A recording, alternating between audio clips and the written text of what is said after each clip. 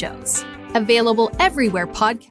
Hello everybody and welcome back into the GSMC Dead Ball Sports Podcast, and for our fourth segment of today's show, we're going to be talking still about NFL free agency, but more so about certain teams that are under pressure this offseason, whether it be because of salary cap concerns, whether it be because of contract extensions and things of that magnitude, that even despite the salary cap increase could still be potential roadblocks for all of them.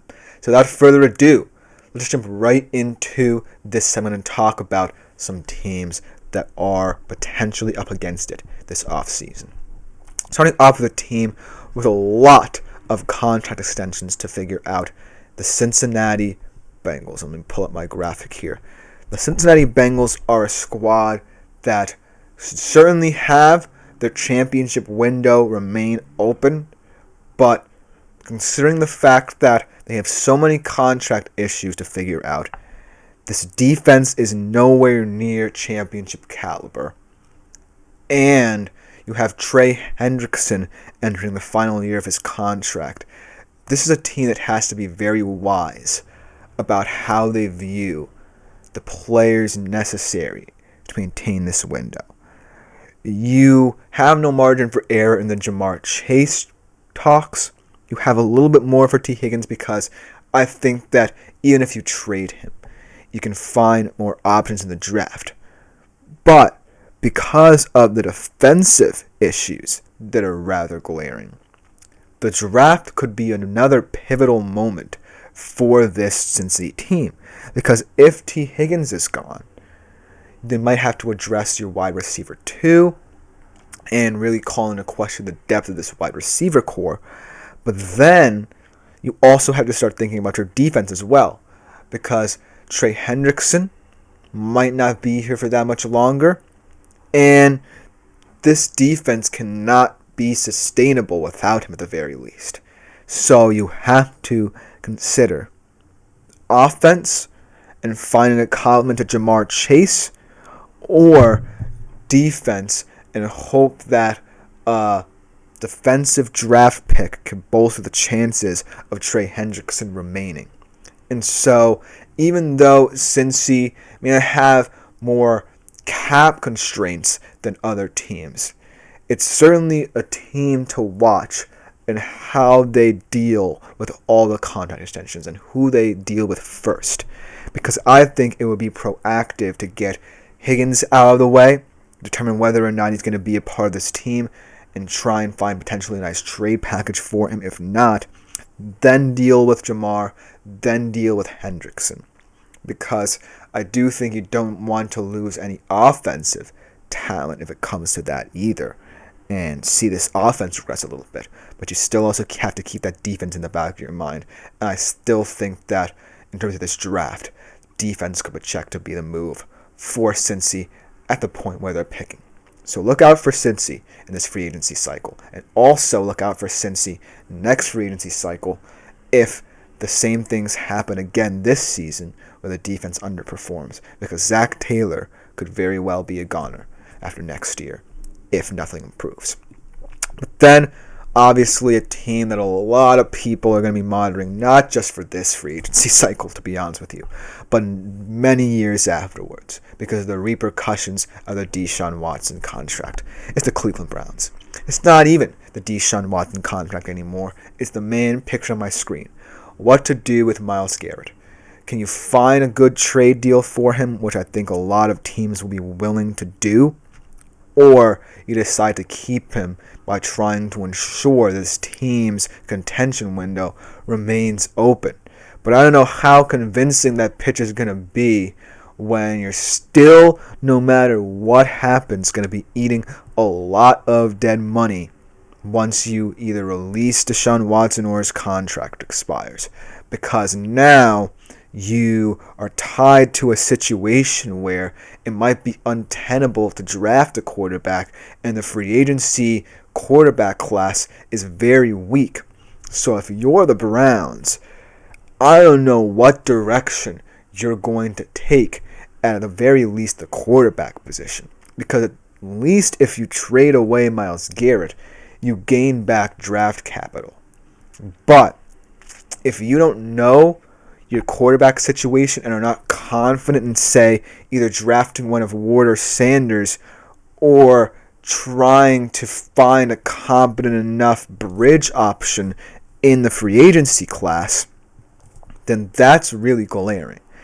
And you're not going to be a team with that much salary cap space, even with this increase in the next coming years because of the weight of that Deshaun contract.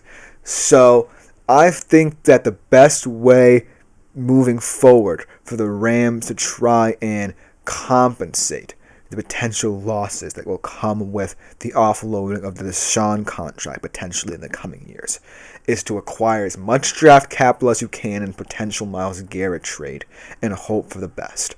And try and, in this draft, just pick the best players available, because chances are you're going to have a very weak roster with or without Myles Garrett either way. So I don't necessarily think it's about finding your quarterback of the future in this year's draft. And the 2026 QB class will be looking much stronger. So I say tank this season, acquire as much draft capital as possible in terms of what to do with Myles Garrett, and then go into next offseason with a clear vision potentially of what you can do at the quarterback position. Because I feel like that's when more leeway can be availed to you if you're Cleveland. So Cleveland is definitely going to be a team high on everyone's list to watch over the next couple of free agency cycles. I don't necessarily think Kevin Stefanski is going to be on the out, but I think that, if his views on Deshaun Watson remain kind of steady and he's not pointing the arrow in one or the other direction in terms of what he thinks of the Deshaun Watson situation, that could be a red flag for his career in Cleveland.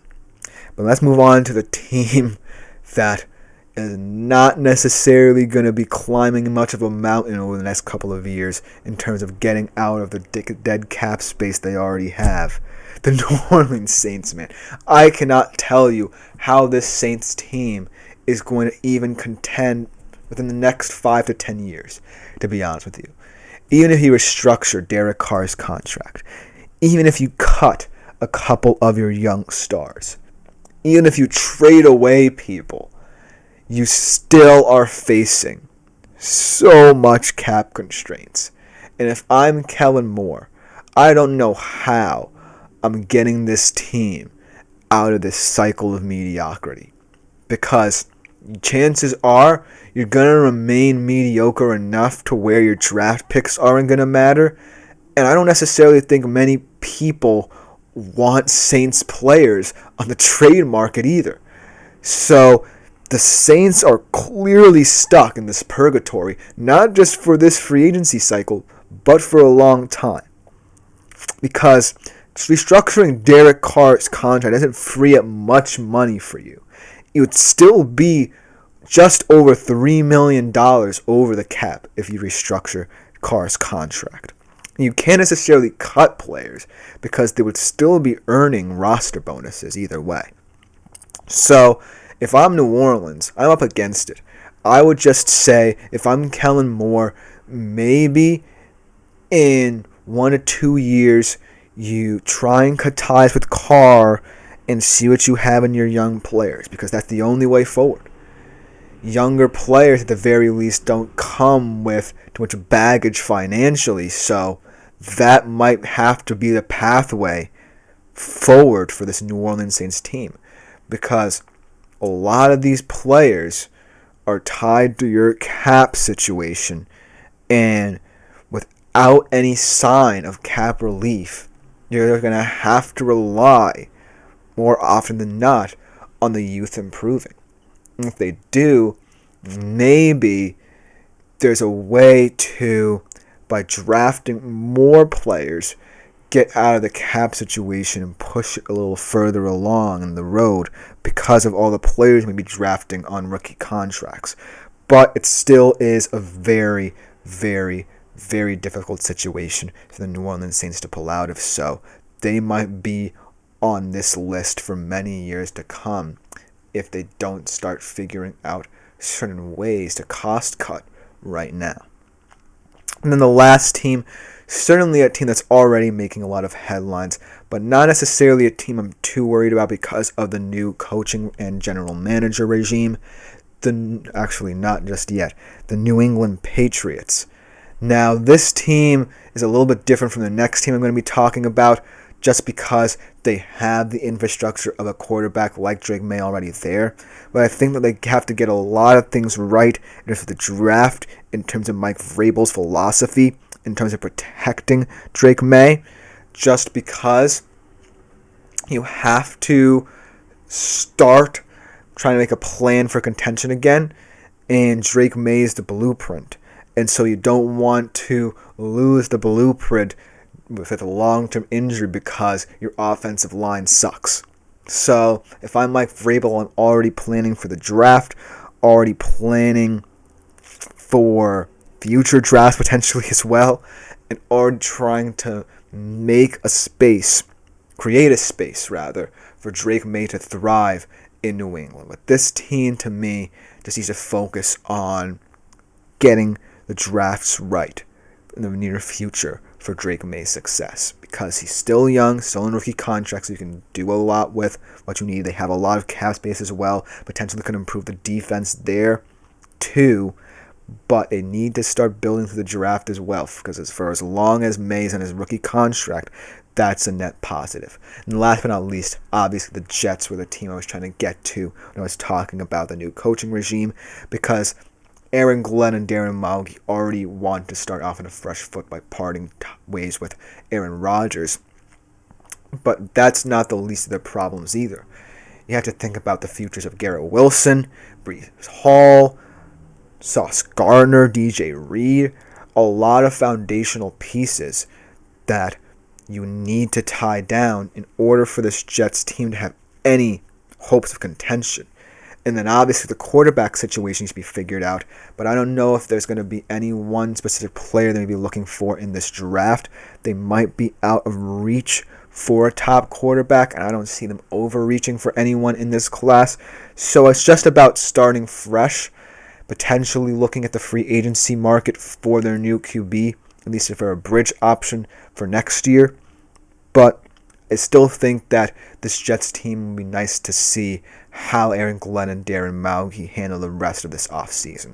That'll just about do it for this segment. Coming up to conclude today's show in the week here, I'll be looking ahead to the college basketball weekend, highlighting some of the big games between the top premier teams in college basketball. I'll be right back after this short break.